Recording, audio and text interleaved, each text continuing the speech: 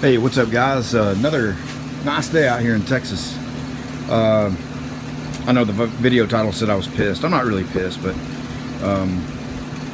right now both of my compressors are down, and you see the motor off of that one and parts of it laying up there. This one here, I don't know what's going on with it, but we'll try it and see if it'll come on.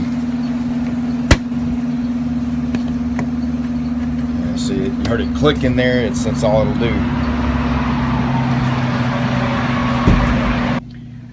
So I've been getting the runaround by Quincy for a couple of weeks now about that compressor, and that's an $8,000 compressor. That is the most expensive thing I've bought for the shop. Everything else in here is by far less than that. So, and then a couple of days ago, this motor went out. Now this thing is about 7 or 8 years old, and you know, it's had a lot of abuse put on it. At one point it got completely full of Bondo dust, and stopped. I guess you know, I'm not sure, got between the windings. I don't know all the motor terminology, so I'm not going to pretend to know it, but and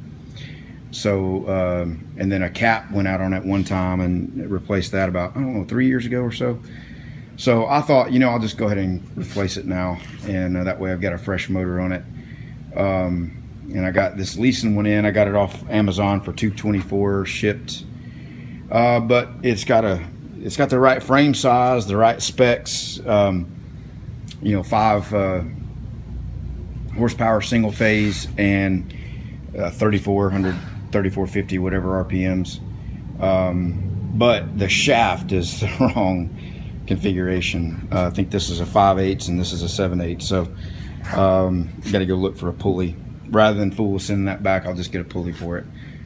This pulley right here is seized on there, and I remember taking it off before. It's kind of rusted on there, being outside. Although you know, it's not in direct contact with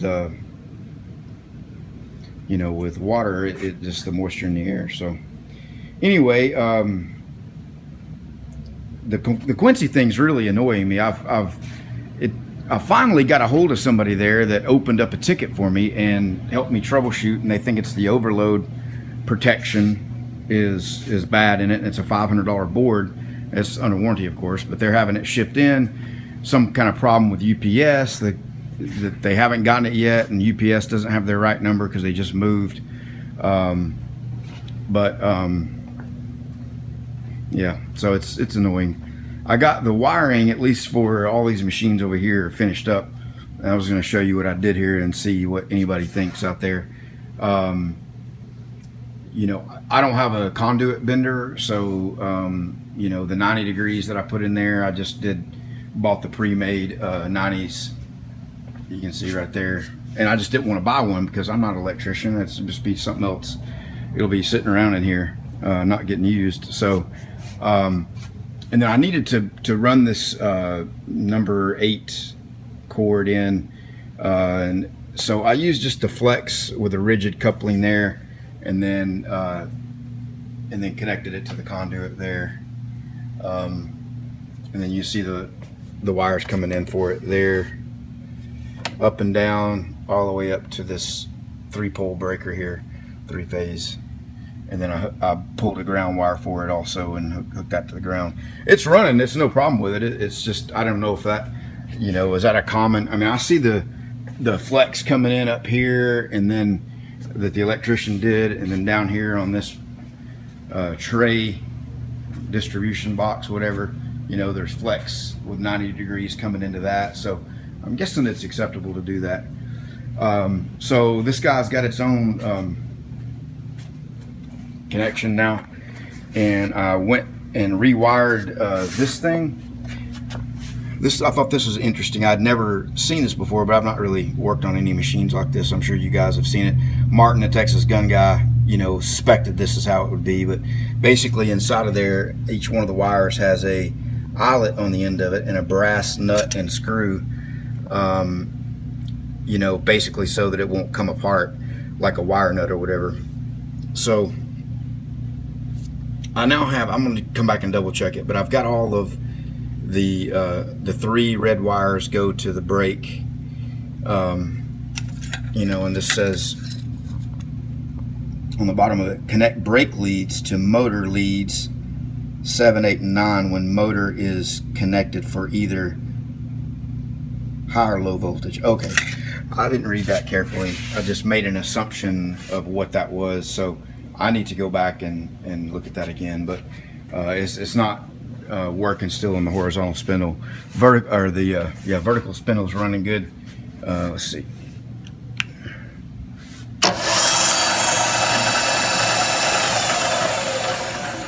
But when you switch this over to the horizontal, oh, that actually runs in either mode. Huh, interesting.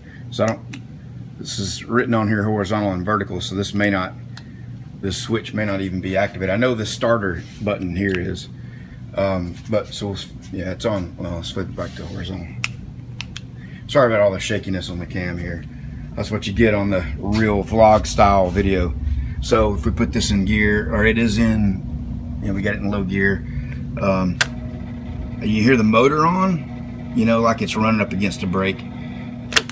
So we don't want to leave it on too long. I don't know what's going on with that. So I'll check that wiring again on that and see if we can get that running and give you an update here in a couple of days. Had a lot of good thoughts on the bandsaw. I'd asked some questions about those guides, and I'm going to call Dual and get the back bearing and some sets of guides for it. And then some stuff on how to, you know, set them and make sure that they're not on the teeth, which, yeah. Anyway, it's, oh, Brian Block, hey, check it out. That light, I finally got up there and fixed that. Honestly, I wasn't tired of looking at it myself, but really I was just tired of hearing it from you, you know. Man. But speaking of Brian, he was making fun of Tormach's, how his huge boring mill could fit 4 or 5 Tormachs on the table of it, and I think we can fit at least 4 of the portabands on the table of this bandsaw. But I got it wheeled back over here. I'm just going to do some reconfiguration of where stuff is laid out at, and I'm going to sell this planer right here. I only paid $800 for it, and you see these things on eBay all the time for $4,000. So, and I spent a little bit of money on it, and I made that dust collector for it.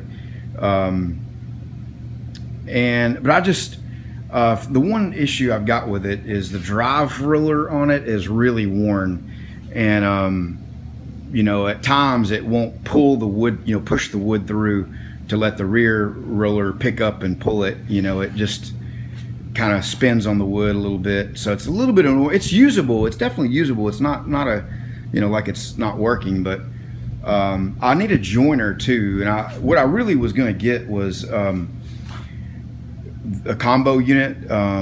Bailey Industrial, I'm sure it's rebranded as something else, and makes a 20-inch planer joiner combo. And I really like the idea of having that all in one package and not have yet a separate joiner. And I know Rendress said, yeah, you'll regret that later. But honestly, this thing, I've only used it once since I've had it in a couple of months. Now, granted, I'm not making much stuff right now, but still, even with that, I really don't think this is going to be a production wood shop. And I don't think it would be a problem using it as a joiner and then making the, you know, flipping a few latches on it and rolling some stuff over to use it as a planer. So I think I'm going to sell that, probably try to sell it for maybe a couple of grand. It comes with an extra single phase motor, and you know, the guy I bought it from didn't know if it worked. That's why he, you know, had to sell it for such a low price, because he couldn't connect it up. You know, there's a big difference in selling something that you can prove will work versus, yeah, you're buying it unknown. And yes, I did. I bought it for $800 not knowing if it would work. But so I think it's still a really good price at $2,000. Even though it's missing a few things, and you know, it needs some cleanup and needs belts on it. You know, it wouldn't hurt to get that drive roller replaced, or I was gonna make another one. I thought it'd be a cool project, but you know, so anyway. All right, just an update. I'll work on the mill and get that going, and I'll show you this right here. See what you guys think about this. It's still a work in progress, but these are the kitchen cabinets, or at least one that's almost to a completed state. It still needs a little bit more work on it, but it's a cool little microwave, retro, just a cheapie off Amazon, but it works well. I've been using it. So